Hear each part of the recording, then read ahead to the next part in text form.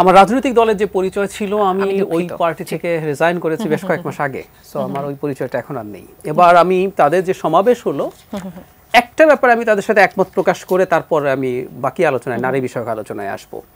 তারা একটা দাবি দীর্ঘদিন থেকে করছেন, শেখ হাসিনার সময় তাদের বিরুদ্ধে হয়রানিমূলক এবং নিপীড়নমূলক মামলা হয়েছিল। আমি অ্যাগ্রি করি, এরকম শেখ হাসিনা বিভিন্ন মানুষের বিরুদ্ধে, আমি শতভাগ বলছি না, তারপর মেজরিটি এরকম হওয়ার সম্ভাবনাই খুব বেশি। এত মাস পরেও সত্যিকার অর্থে রাজনৈতিক হয়রানিমূলক অনেক মামলা প্রত্যাহার করা হয়েছে, কিন্তু তাদের বিরুদ্ধে মামলা প্রত্যাহার করা হয়নি, যেটা তারা বলছেন। তারা, আমি একজনের বক্তৃতায় শুনলাম, তারা প্রধান উপদেষ্টার সাথে দেখা করেও এই দাবি জানিয়েছেন, কিন্তু সেগুলো এখনো হয়নি। আমি মনে করি এই জিনিসটা হওয়া উচিত।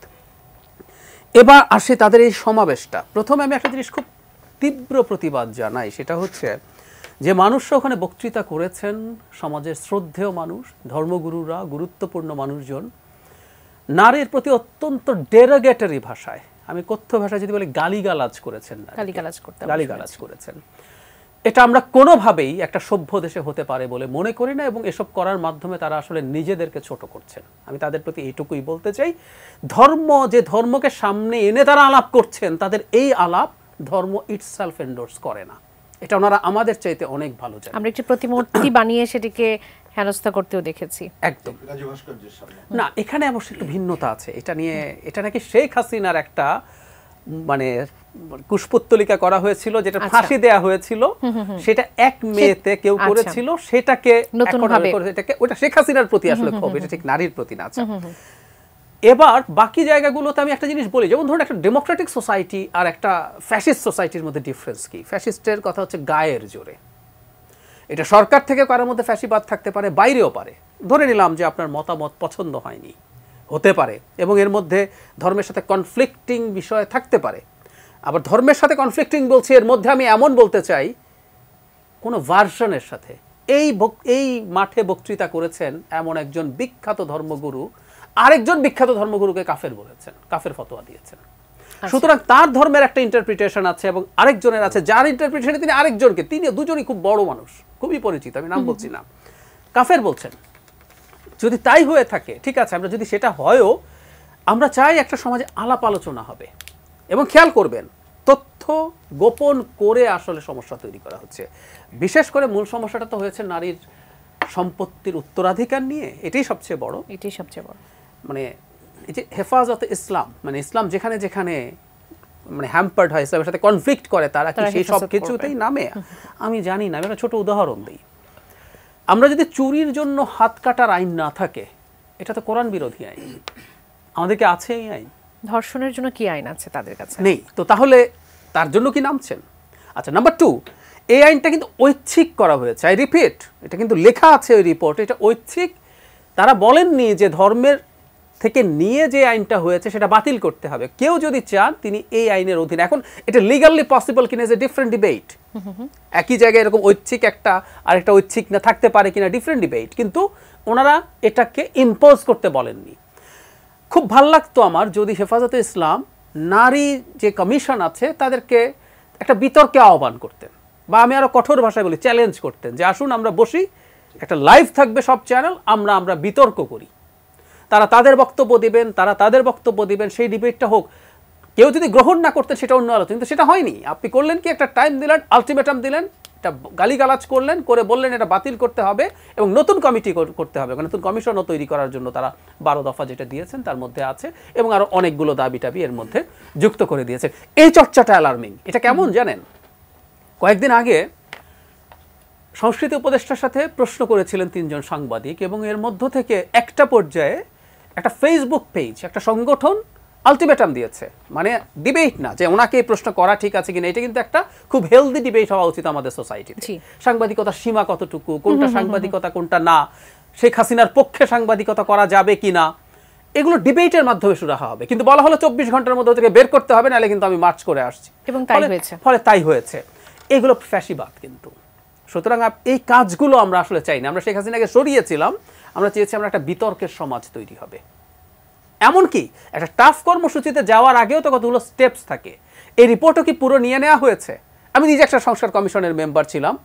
আমাদের কমিশনের সব সাজেশন কি সব দল নিচ্ছে? সংবিধান সংস্কার কমিশন নিয়ে কি পরিমাণ ডিবেট আমরা দেখছি না? তো এটাও যে সব দল নেবে বা নেবে না তার কি কোনো গ্যারান্টি আছে? তো ওনাদের বক্তব্য, তো ওনাদেরকে তো ডাকা হবে এগুলো ইমপ্লিমেন্ট করার আগে, তখন কি দিতে পারতেন না? সেই কমিশনটা আসলে কি? আমি ব্যক্তিগতভাবে মনে করি হেফাজতে ইসলামের বিরুদ্ধে অনেক আপোষের অভিযোগ আছে। এই যে প্রিন্স ভাই বললেন না, কওমি জননী খেতাব দেওয়া হয়েছিল শেখ হাসিনাকে, এবং সেই শাপলা চত্বরের পর থেকে নানান সুযোগ সুবিধা নিয়ে তারা শেখ হাসিনার সাথে কোলাবোরেট করেছেন, এই অভিযোগ আছে। এবং এই যে শাপলায় মারা গেল যারা, সরকার তালিকা করেন ঠিক মতো, এই অভিযোগ অনেকে করেন, হেফাজত তালিকাটা করেনি কেন? তাদের ডাকে মানুষজন এসেছিল যতজন, এটা এখানে একটা বিভৎসতা ঘটেছে। কতটুকু এক্সটেন্ট সরকারের হিসাব তো তারা গ্রহণ করেননি, তারা এত বছরও কি পারেননি একটা তালিকা তৈরি করতে? তারা আসলে তাদের উপস্থিতি এক ধরনের জানান দিচ্ছেন। এবং আমি এটুকু বলে আপাতত শেষ করব, এটা খুব বাজে শোকেসিং হলো। নারী ইস্যুতে দেশের সারা দেশ থেকে ইসলামিস্টরা এসে একত্র হলেন, হুমকি দিলেন সরকারকে।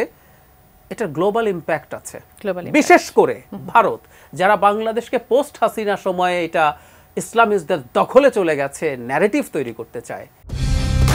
কালার এক্সপার্ট, জর্জ স্যাপ এবং মাইল্ড অন হ্যান্ডস টেকনোলজি সমৃদ্ধ অরিক্স ক্রিস্টাল ওয়াশ আপনার লন্ড্রি এক্সপার্ট। এই সরকার শুরুতে সে যে প্রধান কি কাজ করবে এইটা ঠিক না করাতে এমন এইটাকে একটা জগাখিচুড়ির মধ্যে নিয়ে আসছে, এবং দিন যত যাবে আপনি এই ধরনের অন্তপক্ষে ওরাল সংকট, আমি মৌখিক কথাবার্তার সংকট, এটাকে সামনে দেখব। এবং এইখানে এক ধরনের যে নতুন ধরনের যে ভয়ের রাজত্ব এখানে চলছে, একটা নব্য ফ্যাসিবাদী আক্রমণের যে ধারা হয়েছে, তাতে মিডিয়া এবং অন্যরা অনেক সময় অনেক কিছু সামনে এনে আসল জিনিসটাকে দেখা গেল যে কি কাজ কোনটা করা সুনির্দিষ্ট করা দরকার সেটা একটা সংকটে ফেলছে বলে আমার কাছে মনে হয়। পরিষ্কার হচ্ছে না। এটা আমি ভিত্তি এইটাকে বলেই এবার আপনি একেবারে কংক্রিট পয়েন্টে বলি। আমরা একটা গণ অভ্যুত্থানের পর একটা অন্তর্বর্তীকালীন সরকার গঠন করলাম।